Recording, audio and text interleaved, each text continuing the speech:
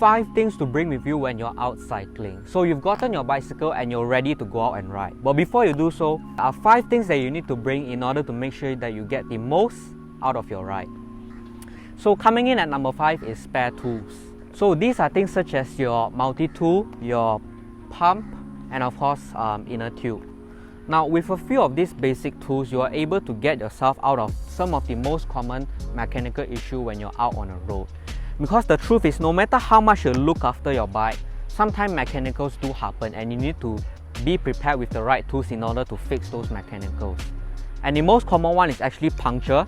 It is good that you actually learn how to change your own inner tube, but if you don't, riding in a group can actually help you because you can ask for help from some of the riders in a group and they can quickly help you change out the inner tube. Now, one thing to take note when you're choosing your inner tube is actually the length here of the valve, because some wheel sets like carbon wheel sets, they might have a higher profile. So if they have a higher profile, you need a valve that is much longer, because if not, the head of the valve will not come through the rim. If that happens, you are unable to pump up your tires. And also another thing is, on some multi-tool like the one I have here, it actually comes with a tire lever. So if your multi-tool doesn't come with a tire lever, you have to bring separate tire levers in order to get the tire off the rim. But if your multi-tool does have one, you can just use the one on the multi-tool and not bring separate ones.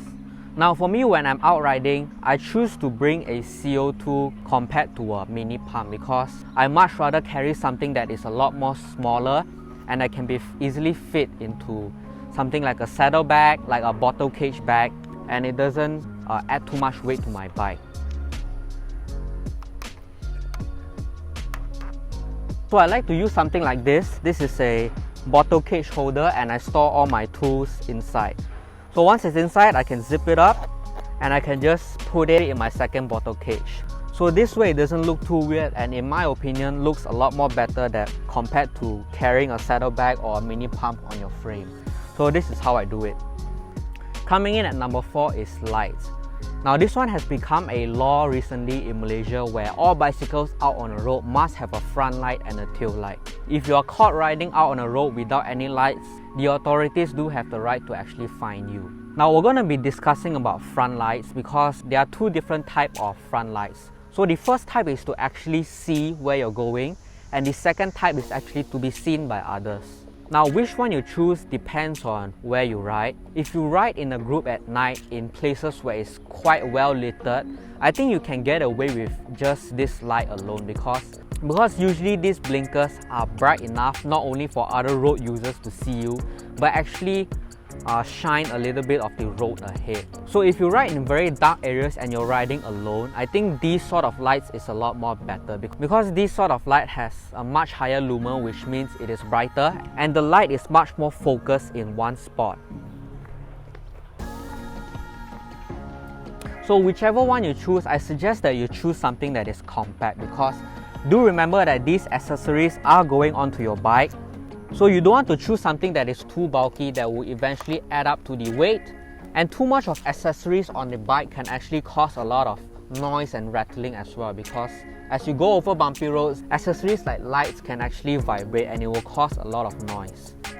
So coming in at number 3 is also something that has become a law recently in Malaysia. So bicycles that go out on the road must have front and tail lights, but not only that, it must have a bell. So these bells are actually meant to capture the attention of other road users around you. Now there isn't really much to choose in terms of what kind of bell, but from what I noticed, there are 2 types of bell. The first type is actually mechanical type of bell, which is the one I have here. But the second type that I've noticed is actually electronic bells, where it's a device that actually produces sound and it is mounted somewhere, again, around your handlebar area. So choose whichever one that floats your boat, but again, the rule here is to keep it compact and keep it small. Coming in at the number 2 spot is actually fuel. So these are things such as your water, your energy drink, or it could be solid food like chocolate bar, cereal bar, and things like that. How much fuel you should bring along with you when you go out and ride depends entirely on how far and how intense you ride. So for me, I choose to bring at least 4 pieces of food when I'm out on a 160 km race. So I'll have 1 piece of food every hour. I'll bring 1 bottle of energy drink and 1 bottle of mineral water. So that is for a 160k race. But for normal training rides that I do, which are usually between 1 or 2 hours, I don't bring along any food with me because this is a training ride. I can always choose to stop by the roadside and eat if I'm hungry. But I would say at the bare minimum, at least bring along a bottle of mineral water with you. So you are almost ready to go out and ride. But there's one more very important thing that you must bring with you when you go out and ride. And that is your phone. Now this phone, apart from taking all your group selfies, all your Strava KOM and all that, if for whatever reason you forgot to bring the spare tube or you don't know how to change the tube yourself and you end up stranded by the roadside, this phone can actually enable you to call for help, for someone to pick you up, or you can call Grab or something like that. Now one more thing that you should also put together with your phone is some sort of identification card. So these are things like your IC, your driving license, and you should also bring along some cash with you. Now you can choose to put it behind your phone, in between your case, or you can actually get a case where there's a flip out behind. That way you can store your IC or your driving license there, and of course put some cash inside there as well. So it's a much more neater way of storing those items, and you can just slide it into your jersey pocket and you are ready to go and ride. So with the 5 things now mounted on my bike, I am now ready to go out and ride. So remember to like this video, share it with a friend who you think might be new to cycling and does not really know what to bring with them out on a ride yet. And remember to subscribe also. That is it for this video, and I'll see you in the next one.